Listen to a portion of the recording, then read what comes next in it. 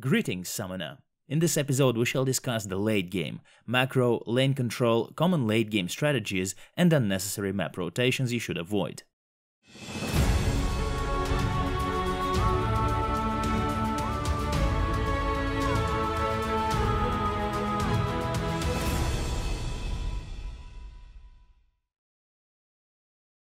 Greetings, Summoner! In the two previous episodes, we talked about how to get the most out of the early and mid game and secure your victory. In this episode, we shall discuss the late game, macro, lane control, common late game strategies, and unnecessary map rotations you should avoid. So let's get right into it.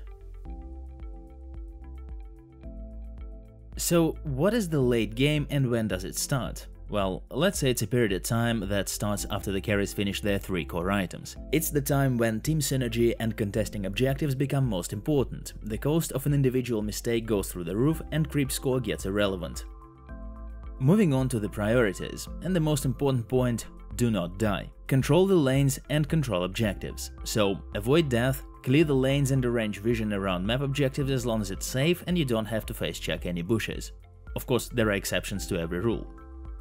As you know, some champions specialize in split pushing, those are Fiora, Yorick, Tryndamere and others. These champions don't just clear the lanes, they keep them constantly pushed. They create map pressure, force the enemies to defend and let their allies freely take objectives. They sacrifice their safety, making it easier for the teammates to get priority in the other lanes and contest the most important objectives. Why is it so important to stay alive? Well, when you die, you grant the enemy's kill gold and the possibility to take an objective while they have a numerical superiority. In pro games, one single kill usually ends up in a captured objective, and if the jungler dies, their team will hardly ever try to contest Drake or Nesha. What is lane control and why is it so important? Lane control is about preventing a massive enemy minion wave from pushing a lane. At this game stage, minions deal significant damage to turrets, so while you're contesting an objective, they might destroy a tower or two. Moreover, the enemy team might play for time, while you're losing the structures, and when one of your allies recalls to defend the base, the enemy team may force a fight with a numerical advantage. Well, and finally, map vision. Why is it important? In the late game, when carries already have full builds, bad positioning equals death. I think you know how it feels to catch Zoe's sleepy bubble and die a second later. To avoid this, it's important to know where the enemies are and how they position. If they start doing Baron or Elder Dragon, you need to know how much health the monster has left and how the enemies are positioning themselves in order to stop them and not to get ambushed. So here are a few practical tips that will help you be more effective in the late game and avoid stupid mistakes.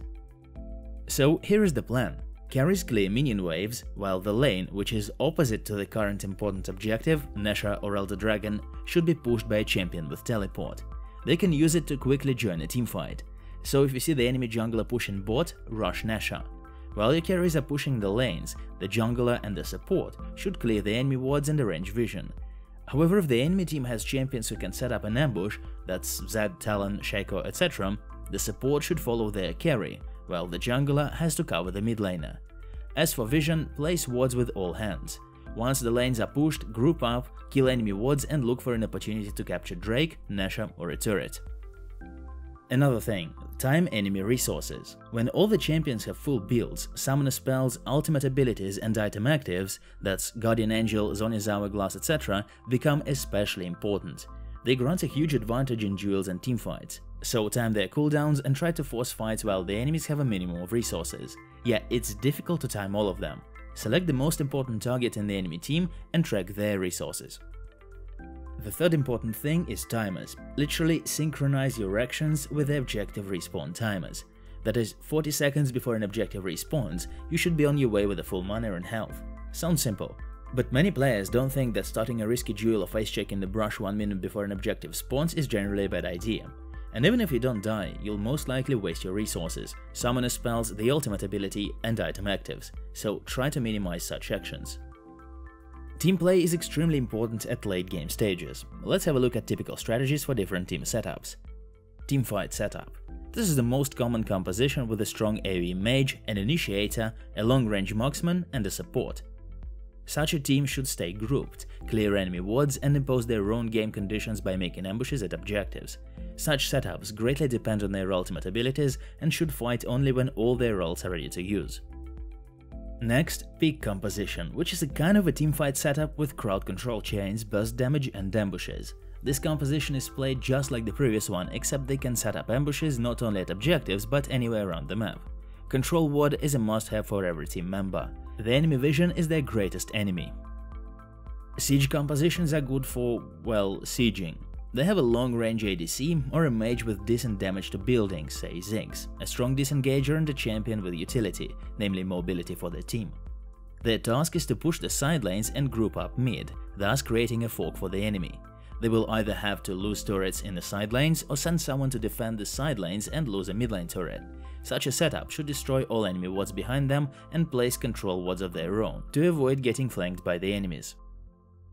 Split push composition is a kind of a siege composition where one of the champions creates pressure in a side lane. There are two types of them, 4-1 and 1-3-1. Such a setup is difficult to implement as it takes a lot of team coordination, but at the same time, when played well, it's the most effective composition as it's extremely difficult to defeat. Split push setups require mobile champions who are hard to catch and deep vision in the enemy jungle to be aware of the opponent's location. As you can see, there are two keys to success in every composition: lane control and vision. Always keep it in mind. Well, that's probably it. I hope that you enjoyed this video. As always, thanks for watching and good luck in your solo queue.